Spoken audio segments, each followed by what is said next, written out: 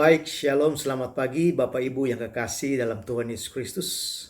Selamat datang kembali di channel Devotion from Home dari Every Nation Jakarta. Dan Bapak Ibu, saudara sekalian, ini dalam musim-musim pandemi ini kita mengalami PSBB dan beberapa dari kita mungkin sudah berdoa dan tidak sabar lagi supaya PSBB ini bisa dilonggarkan. Tapi di satu sisi juga kita melihat terus gereja Tuhan diperlengkapi. Even though dalam masa semacam PSBB ini, tetapi kita melihat bagaimana gereja-gereja di mana-mana di seluruh dunia ini, mereka terus memperlengkapi gerejanya, yaitu umatnya, yaitu umat Allah sendiri, untuk diperlengkapi supaya menjadi dewasa di dalam Tuhan. Saudara, dan doa saya percaya bahwa saudara pun mengalami kesehatan, mengalami kekuatan yang dari Tuhan. Karena itu mari kita satukan hati kita, dan saya ingin berdoa buat saudara pada pagi hari ini. Tuhan Yesus, terima kasih buat pagi hari ini. Terima kasih buat masa-masa yang kami lalui. Masa-masa di mana kami tahu Engkau menyertai kami. Engkau tidak pernah meninggalkan kami. Tuhan, kami merasakan kebaikan, kemurahan Tuhan yang mengikuti kami dan keluarga kami. Tuhan, mereka yang sakit, mereka mengalami kesembuhan. Mereka mendengar kabar-kabar baik bahkan dalam bulan ini, dalam minggu ini. Tuhan, semua karena pertolongan dan anugerah Engkau. Kami tidak mau lepas Tuhan dari pandangan Engkau. Kami tidak mau lepas Tuhan dan daripada penglihatan Engkau sendiri buat kami, buat keluarga kami. Karena itu kami berdoa dan kami selalu berharap akan Engkau. Kami percaya kepada janji-janji-Mu, karena janji-Mu ya dan amin. Dan pagi hari ini Tuhan Yesus, kami mau mendengarkan kebenaran firman-Mu. Biarlah Kau menjadikan mata hati kami menjadi terang. Biarlah Roh Kudus memberikan pencerahan kepada kami, supaya kami mengerti rencana Tuhan dalam kehidupan keluarga kami, dalam pekerjaan kami, dalam bisnis kami, dalam gereja kami. Bapa, terima kasih, urapi hamba-Mu yang akan membawa kebenaran firman-Mu, dan urapi tanah hati kami, baja tanah hati kami, biar tanah hati kami menjadi gembur dan subur, supaya firman Allah tidak jatuh di tempat yang sia-sia, tapi dia akan berbuah-buah sampai 100 kali lipat. Di dalam nama Tuhan Yesus Kristus yang adalah kepala gereja, kami bersyukur, kami berdoa, dan kami siap untuk mendengarkan kebenaran firman-Mu. Haleluya. Amin. Baik saudara, Bapak Ibu yang kekasih dalam Tuhan Yesus, saya ingin memberi judul hari ini adalah tubuh Kristus yang diperlengkapi untuk menjadi satu. Ya, tubuh Kristus yang diperlengkapi dan menjadi satu. Kita buka ayat kita sebentar, firman Tuhan di 1 Korintus 12. Tapi sebelumnya saya mau mengingatkan kembali saudara bahwa pengajaran-pengajaran minggu lalu yang saya bawakan, dan saya berharap saudara menyimak dan mendengarkan baik-baik ya, mengenai kita membahas mengenai masih gereja. Boleh saya mengatakan masih seri daripada gereja itu sendiri ya. Kenapa saudara diperlengkapi, kenapa kita perlu menjadi satu? Ini berbicara mengenai gereja yang universal maupun lokal. Dan pada pagi hari ini saya sedikit membawakan firman Tuhan secara profetis. Itu menyampaikan bagaimana sedikit kebenaran firman Tuhan mungkin sedikit diasah, dipertajam. Karena firman Tuhan berkata, firman Tuhan itu membangun, menasihati, tapi juga dia menegur kita. Supaya apa? Supaya kita aware, supaya kita sadar siapa kita sebagai gereja Tuhan, siapa kita sebagai hamba-hamba Allah, apa peran kita, apa fungsi kita, apa purpose Tuhan buat gerejanya. Kenapa Tuhan menempatkan kita di satu gereja lokal? Kenapa Tuhan menempatkan kita sebagai satu pemimpin di jemaat lokal, baik lokal maupun universal saat ini. Dan doa Tuhan Yesus untuk mencapai bahwa supaya gerejanya menjadi satu. Itulah yang membuktikan bahwa dia kesatuan, dia dan Bapa adalah satu, sewaktu kita juga bersama-sama dengan dia. Karena itu saudara, saya mau saudara melihat kembali, mengajak saudara kembali untuk melihat apa yang sudah kami postingkan mengenai pengajaran minggu-minggu yang lalu mengenai gereja, bangsa yang terpilih, imamat yang rajani, ya, juga mengenai doa. Sekarang ini ada sambungannya dari semua itu, apa yang saya sharing kepada saudara pada pagi hari ini. Tujuannya agar gereja mengalami pertumbuhan kerohanian yang sehat, untuk menjadi gereja yang misional, ya, gereja yang memenuhi panggilannya yang tertinggi, ya, memenuhi panggilan yang tertinggi. Apa itu di dunia ini? Yaitu Great Commission, amanat agung. Itulah tujuan Tuhan, saudara. Nah, kalau tidak diperlengkapi, kalau tidak menjadi satu, bagaimana amanat agung ini bisa terjadi? Dimulai dengan kesatuan, saudara. Di kesatuan adalah kasih. Diikat dengan kasih karena Allah itu kasih. Kemudian kita diperlengkapi sebagai gereja Tuhan untuk go and make disciples. Bagaimana caranya kalau saudara melihat? Ya, Tuhan mengirimkan para rasul-rasulnya pada waktu itu, para orang-orang kudusnya. Untuk apa? Untuk membangun gerejanya, untuk memperlengkapi gerejanya. Ya, gereja yang baru dirintis diperlengkapi. Karena itu Paulus, para rasul-rasul lain mereka berkunjung. Ya, pemimpin-pemimpin rohani dikuatkan, dibangkitkan. Tetapi kemudian pada suatu hari timbul permasalahan, timbul konflik di antara mereka. Di antara gereja-gereja ini. Nah, ini yang dihadapi. Dan ini cukup sulit dihadapi oleh para rasul. Dan itu yang kita belajar pada hari ini. Dan pembelajaran kita pada hari ini menjadi betul-betul kita belajar untuk kita tidak mengulangi kekeliruan, kesalahan daripada gereja mula-mula. Saya percaya namanya gereja tidak ada yang sempurna. Juga gereja mula-mula gak sempurna. Saya percaya menyampaikan rasul-rasul juga itu manusia biasa. Walaupun mereka diperlengkapi, dikuasai oleh roh Tuhan. Tapi mereka manusia biasa. Yang bisa juga tidak seperti kelihatan tidak berhasil. Seperti kelihatan juga bisa frustrasi. Dan menghadapi tantangan-tantangan yang berat. Yang sebenarnya sama posisinya dengan para pemimpin-pemimpin rohani saat ini. Dan karena itu kita perlu belajar. Jadi Alkitab ada supaya kita bisa belajar kebenaran-kebenaran firman Tuhan ini. Ingatlah ini saudara, bahwa gereja dideklar di gereja oleh Tuhan Yesus sendiri pada Matius 16 ayat 18. Tuhan berkata, di atas dasar batu karang ini dia berbicara kepada Petrus, aku akan mendirikan gerejaku dan alam maut tidak akan menguasainya. Itu declare, itu nubuatan Tuhan Yesus sendiri di perjanjian baru. Dari mulutnya sendiri. Saudara bisa melihat video-video yang kemarin. Dan kemudian gereja mengalami inaugurasi, yaitu gereja dikukuhkan, gereja dilantik, gereja disahkan, saudara, disahikan pada hari Pentakosta dengan ditandai pencurahan Roh Kudus, di mana bangsa-bangsa lain yang tidak mengenal Allah, yang disebut sebagai bangsa kafir, dipilih orang-orangnya oleh Tuhan menjadi satu keluarga, menjadi satu gereja Tuhan. Itulah inaugurasi gereja yang kita belajar minggu lalu. Nah, saudara, kita akan lihat firman Tuhan hari ini. Kalau saudara bisa buka bersama-sama dengan saya, masih kelanjutannya di 1 Korintus 12 ayatnya ke-12 sampai dengan 13. Demikianlah firman Tuhan. Karena sama seperti tubuh itu satu dan anggota-anggotanya banyak. Dan segala anggota itu sekalipun banyak merupakan satu tubuh. Demikian pun Kristus. Sebab dalam satu roh dikatakan kita semua, baik orang Yahudi maupun orang Yunani, baik budak maupun orang merdeka, telah dibaptis menjadi satu tubuh dan kita semua diberi minum dari satu roh. Saudara, siapapun itu, Paulus mau mengingatkan kepada kita tentang gereja yang ada di Korintus ini sendiri, bahwa supaya gereja ini saling membantu, saling menolong, saling mengingat satu dengan yang lain. Karena kita satu tubuh. Satu tubuh. Paulus mengingatkan bahwa kita satu organisme yang hidup. Kita bukan organisasi. Bahwa gereja itu bukan organisasi. Pada dasarnya didirikan sebagai satu organisme yang hidup. Ada kehidupan, ada tatanan kehidupan. Ada nilai-nilai yang diajar tentang kehidupan. Ada nilai-nilai kekristenan. Ada nilai fondasi-fondasi yang baik yang ditetapkan oleh para rasul pada gereja mula-mula. Bukan organisasi, saudara. Yang kedua, seperti dia mengibaratkan sebagai satu tubuh, ya, yang saling membutuhkan satu dengan yang lain, ya, saling terikat satu dengan yang lain. Demikian pun gereja, anggota-anggotanya satu dengan yang lain saling membutuhkan. Itu nasihat-nasihat yang diberikan oleh Paulus, ya, di 1 Korintus 12 ayat 12 sampai 13 tadi, ya. Dikatakan kalau satu sakit, kalau kita melihat di kisah para rasul di gereja mula-mula, dikatakan kalau satu sakit maka semua sakit. Satu dihormati, semua dihormati. Ya, kalau saudara bayangkan kalau telinga saudara sakit, maka seluruh tubuh kita sakit. Kita sakit gigi, maka seluruh kita semua akan terasanya sakit. Begitulah prinsip daripada gereja, karena dia adalah kehidupan. Ada suatu sistem yang terjadi di tubuh manusia yang terkait satu dengan yang lain, baik organ eksternal maupun internal, saudara. Demikian pun gereja Tuhan digambarkan oleh Rasul Paulus sebagai satu tubuh kita. Supaya kita saling merasakan sama-sama sependeritaan, seperjuangan untuk memperjuangkan iman yang benar, untuk mencapai garis akhir bersama-sama.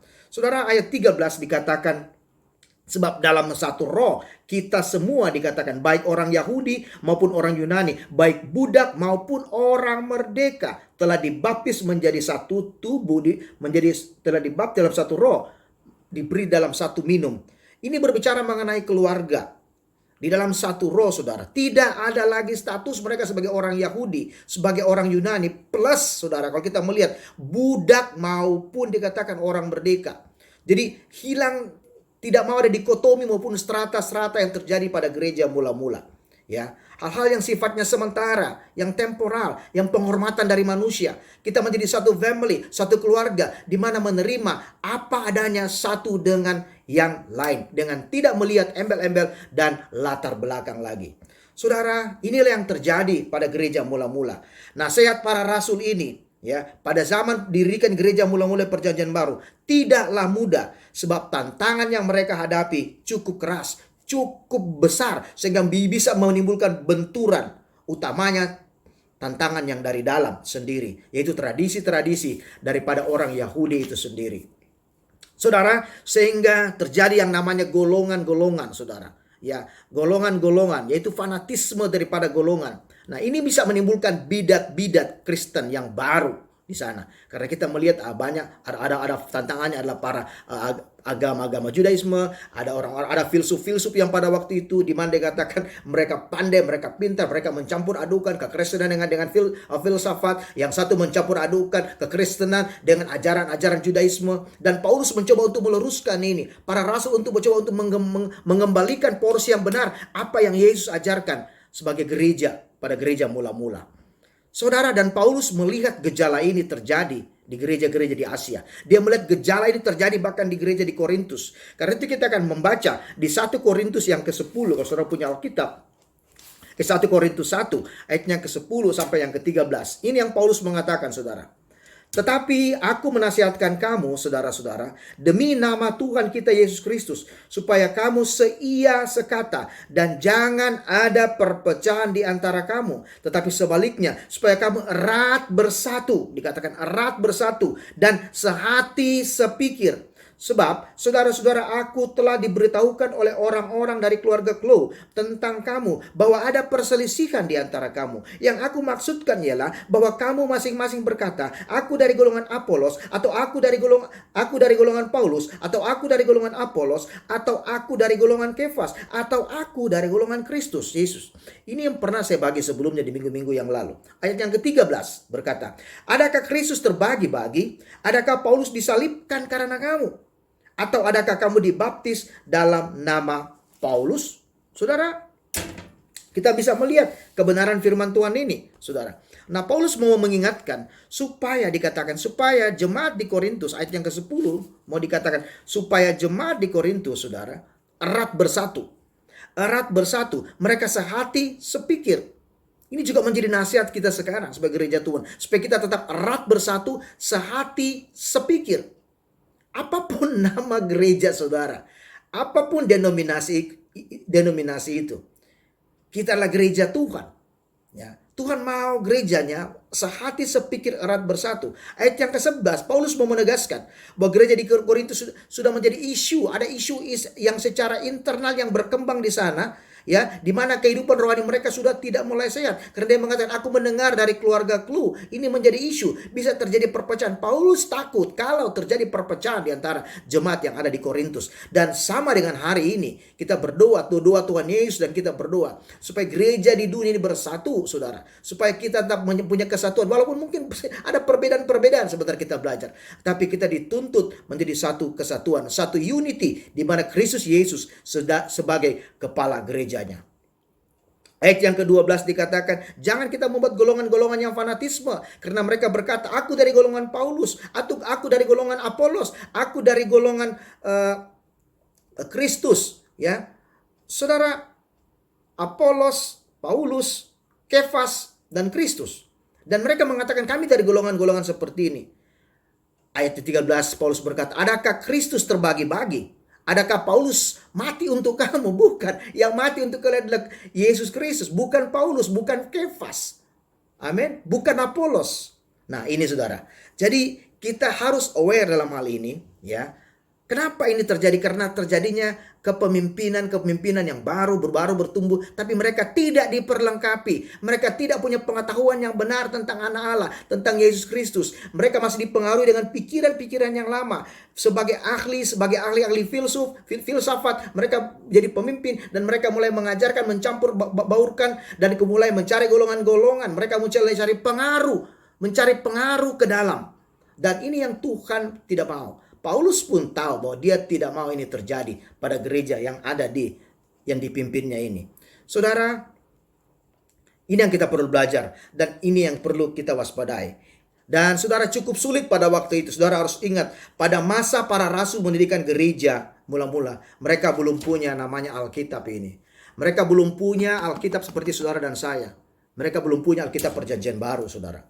Dan itu cukup berat. Karena itu Paulus dan para rasul, mereka mengutip Perjanjian Lama sebagai fondasi daripada Perjanjian Baru itu sendiri. Karena mereka belum punya Perjanjian Baru. Mereka coba mengutip karena mereka adalah saksi sejarah daripada Yesus itu sendiri. Mereka melihat Yesus dan mereka mengutip perkataan Tuhan Yesus untuk mengajarkan. Kira-kira untuk brainstorming, untuk mencuci otak daripada jemaat mula-mula ini yang masih dipengaruhi dengan pikiran-pikiran yang lama. Baik ajaran-ajaran Judaisme maupun yang orang dipuri dengan filsafat. Dan ini cukup berat buat mereka. Kalau sekarang kita enak, kita belajar, kita membacanya, kita menyelidikinya, kita punya banyak komentari, dan kita bisa bertumbuh. Tapi pada waktu itu memang agak susah, saudara. Tapi kita bersyukur dengan perjuangan para rasul ini. Karena itu gereja dibangun di atas dasar para rasul. Mereka memberitakan Injil dengan dasar adalah Injil sebagai fondasi utamanya. Dan siapakah isu orang-orang ini yang mengatakan bahwa mereka dari golongan Paulus, dari golongan Apolos, dari golongan Kefas, dan dari golongan Tuhan Yesus itu sendiri? Siapakah mereka, saudara? Nah, kita perlu belajar di sini. Kita melihat bagaimana Tuhan bekerja dengan luar biasa, dengan tidak memandang bulu, dengan tidak memilih-milih pemimpinnya, dengan tidak memilih-milih umatnya, tapi berdasarkan kasih setia dan rahmatnya yang kekal buat kita.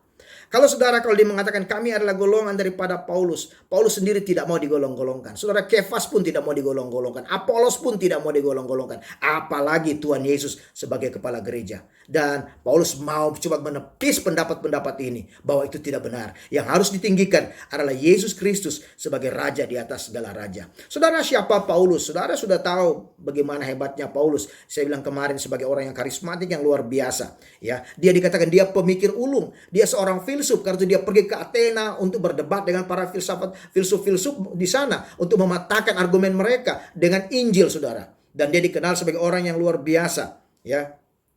Saudara, Paulus sebagai apologet yang hebat, ya, yang luar biasa. Ya, dia juga diurapin sebagai seorang pengajar, sebagai seorang rasul maupun seorang penginjil. Kalau kita melihat bagaimana sejarahnya juga, saudara, dia pendiri bahkan sekolah. Kalau sekarang kita bilang sekolah teologi STT di Tiranus yang ada di Efesus, dia mengajar di sana hampir 2 tahun lamanya dan coba untuk menanamkan doktrin yang kuat. Kalau gereja itu mulai melemah dalam doktrin Injil Kristus Yesus, itu Paulus. Dan orang ini tidak mau ditinggikan, orang ini tidak mau dijadikan bahan untuk berkompetisi dengan rasul-rasul yang lain. Karena dia mengerti panggilannya, bahwa dia dan teman-temannya rasul adalah satu, dijadikan satu sebagai alat untuk memberitakan Injil kerajaan Tuhan. Demikian pun Apolos. Orang menganggap bahwa saya dari golongan Apolos. Kenapa mereka? Mungkin kita jarang mendengar Apolos. Tapi siapakah Apolos sebenarnya itu? Kalau saudara melihat bagaimana Apolos, saudara di Kisah Para Rasul 18, ya ayatnya 24 sampai 28. Kalau kita melihat dikasahkan 24 sampai 28. Ini Apolos. Sementara itu datanglah di Efesus seorang Yahudi bernama Apolos. Ya, jadi dia seorang Yahudi yang namanya Apolos. Dia nama Apollonius, saudara, berasal dari Alexandria. Ia seorang yang fasih berbicara dan sangat mahir dalam soal-soal kitab suci. Ia seorang yang fasih dalam berbicara. Artinya dia seorang pengkhotbah dan dia sangat mahir di dalam kitab-kitab suci. Saudara ingat bahwa dia orang yang luar biasa. Dia menerima Yesus. Dia juga orang-orang yang agama Yahudi, tapi dia menerima Tuhan. Ya, ia telah menerima pengajaran dari jalan Tuhan, dikatakan. Dia menerima pelajaran dengan Tuhan. Dengan semangat ia berbicara, dengan teliti ia mengajar tentang Yesus. Tapi ia hanya mengetahui sampai baptisan Yohanes. Tetap dia mempunyai kekurangan. Karena dia belum mendengar tentang baptisan Roh Kudus. Dia hanya tahu sampai di baptisan Yohanes. Nanti datang Aquila dan Priscilla baru menjelaskan kepada dia di Efesus. Saudara, dia juga manusia biasa. Tapi karena kefasihannya, karena kehebatannya, maka dia coba digolongkan sebagai orang yang bisa berbeda dengan Paulus. Saudara, itu dia dan kita kenal dengan namanya Apolos. Terus siapakah Kefas? Ya, saudara, kita lihat bahwa Kefas adalah murid langsung dia daripada Tuhan Yesus itu sendiri. Kalau tadi kalau Apolos, Paulus dan Apolos, mereka bukan murid langsung daripada Tuhan Yesus, tapi kalau Kefas dia murid langsung daripada Tuhan Yesus itu sendiri. Saudara, dia diberi mandat oleh Tuhan. Tuhan berkata, aku akan mendirikan gerejaku dan alam maut tidak akan menguasainya. Dia diberi mandat. Karena itu gereja Roma Katolik menganggap dia sebagai paus pertama, mendapatkan kunci mandat misional buat gerejanya. Saudara, Ketiga orang ini kalau kita melihat tidak mau untuk dipersaingkan satu dengan yang lain. Mereka adalah hamba-hamba Tuhan. Mereka hidup rukun satu dengan yang lain. Mereka tidak mempunyai perilaku yang sombong. Oleh karena jabatan-jabatan yang Tuhan berikan kepada mereka. Sebagai bentuk kepercayaan Tuhan kepada mereka. Orang yang dipakai oleh Tuhan. Tugas mereka memberi keteladanan, mengajar, memperlengkapi jemaat. Utama supaya jemaat itu beroleh kesetiaan dalam melayani Tuhan. Beroleh kesetiaan dalam membangun imannya, bertekun dalam firman Tuhan. Dan boleh mempunyai kesatuan, kesehatian dalam berpikir sebagai gereja Tuhan. Supaya nama Tuhan Yesus dipermuliakan. Saudara, bahkan kita melihat kalau saudara baca bagaimana Apolos dan Paulus ini. Saudara, Apolos akhirnya pergi meninggalkan Efesus dan pergi ke Korintus untuk membantu Paulus, saudara. Dan Paulus bertukar, dia dari Korintus pergi ke Efesus untuk menyelesaikan apa yang tidak bisa diselesaikan oleh Apolos. Dan di sana dia mengajar di 2 tahun lamanya di Tiranus. Demikian pun Apolos datang ke sana karena dia mendengar ada orang-orang Yahudi yang bertobat di Korintus, maka dia pergi ke Korintus. Saudara melihat, dan Paulus mengatakan kepada jemaat di Efesus, aku berdoa dan percaya bahwa Apolos akan datang lagi. Siapakah kami? Kami hanya hamba-hambanya. Saudara, ini pengajaran yang luar biasa. Jemaat Tuhan diperlengkapi pada gereja mula-mula.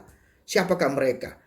Di 1 Korintus 3:5-6 dikatakan bahwa 1 Korintus 5:3-6 kita membacanya bahwa dikatakan bahwa Paulus menalam, Apolos menyiram, tetapi Allah yang memberi pertumbuhan. Bukan siapa menanam, siapa yang menyiram, tapi yang penting Allah yang memberi pertumbuhan. Artinya Allah yang dimuliakan sewaktu gerejanya bertumbuh. Tidak ada seorang pun organisasi gereja, tidak ada seorang pun hamba Tuhan yang bisa mengambil garansi daripada semuanya ini.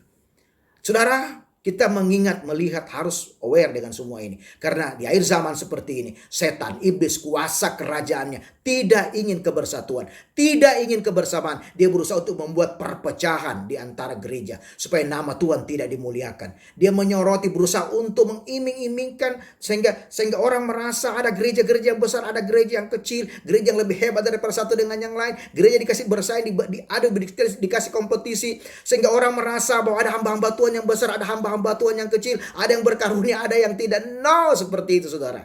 Itu bukan keinginan Tuhan Yesus. Tuhan Yesus berdoa, dan itu menjadi doa kita, doa saya juga, bahwa Tuhan mau gereja itu bersatu. Kami adalah hamba-hambamu. Kami adalah hamba-hamba yang tidak berguna. Kami hanya alat-alatmu yang dipakai oleh Tuhan. Dan saudara harus mengerti semua ini, bahwa tujuan semuanya ini, orang-orang melayani Tuhan, para rasul melayani Tuhan, dan saat ini gereja melayani Tuhan, hanya untuk kemuliaan nama Tuhan Yesus saja. Tidak mencari keuntungan satu dengan yang lain. Kita bersyukur kalau setiap orang Tuhan memberi. Kenapa? Dia memberikan kepada Paulus satu hal yang berbeda. Dia memberikan karunia yang khusus kepada Apolos yang berbeda, kepada Kefas yang berbeda. Supaya apa? Supaya memperlengkapi gerejanya, supaya gereja itu bertumbuh, beragam-ragam, banyak mendapatkan banyak hal. Tujuannya kepada Kristus yang dipermuliakan. Saudara, gereja tidak boleh menyimpang kepada doktrin, dasar-dasar asas apa yang ditetapkan oleh firman Tuhan. Saudara, kalau sekarang kita tahu bahwa standar pada gereja, kita melihatnya supaya gereja tidak terpolarisasi, tidak terbias menjadi begitu banyak dan bingung, jemaat menjadi bingung. Tapi doa Tuhan Yesus hari ini, tidak ada polarisasi gereja, tapi gereja harus menjadi satu. Gereja yang kudus dan am. Gereja yang memuliakan Tuhan. Gereja melakukan amanat agung. Gereja dilandasi oleh dasar kasih, fondasi kasih daripada Tuhan Yesus. Gereja yang mengampuni, gereja yang menerima satu dengan yang lain. Demikian pun pada hamba-hambanya satu dengan yang lain. Mari kita saling merendahkan diri, merendahkan hati, terutama di saat-saat COVID pandemi seperti ini. Kita melihat, ya, apa yang kita bisa buat, apa yang gereja bisa buat saat seperti ini. Orang nggak bisa berkumpul, saudara. Di mana dengan gereja yang besar? Saudara, yang hanya terjadi sekarang adalah keluarga kita, adalah gereja kita. Itu yang dapat kita kumpulkan setiap hari di rumah kita, di keluarga kita. Berdoa bersama-sama, sharing firman Tuhan sama-sama. Yang lain virtual. Itu membuktikan bahwa dia adalah kepala gereja secara universal. Dan saudara harus mengingatkan kembali bahwa ini bukan milik kita. Semuanya ini, baik gereja, orang-orang, baik hamba-hamba Tuhan adalah milik daripada Allah sendiri. Saya berdoa, semoga iman kita bertumbuh. Saya berdoa, supaya kita memulai kesatuan. Melalui ini kita berdoa supaya kita memukul mundur iblis dengan strateginya untuk memecah belah, untuk menghancurkan gerejanya. Di dalam nama Yesus Tuhan, aku melepaskan berkat Tuhan buat gereja Tuhan. Untuk hamba-hambamu dimanapun kami berada. Kami berdoa ada kesatuan, ada unity. Kami dipersatukan oleh karena kebenaran-kebenaran firman-Mu Tuhan. Karena firman-Mu adalah kebenaran bagi kami. Tuntunan kehidupan bagi kami untuk gereja bertumbuh. Di dalam nama Yesus Tuhan, aku berdoa Tuhan. Jadikan kami satu. Make us one Tuhan Yesus. Di dalam Engkau. Supaya dunia tahu bahwa Engkau adalah satu. Teristimewa dalam musim-musim pandemi ini Tuhan. Kami belajar untuk membangun satu kesatuan sebagai gereja Tuhan. Di dalam nama Yesus Kristus, aku berdoa dan melepaskan berkat Tuhan ini. Haleluya. Amin. God bless you.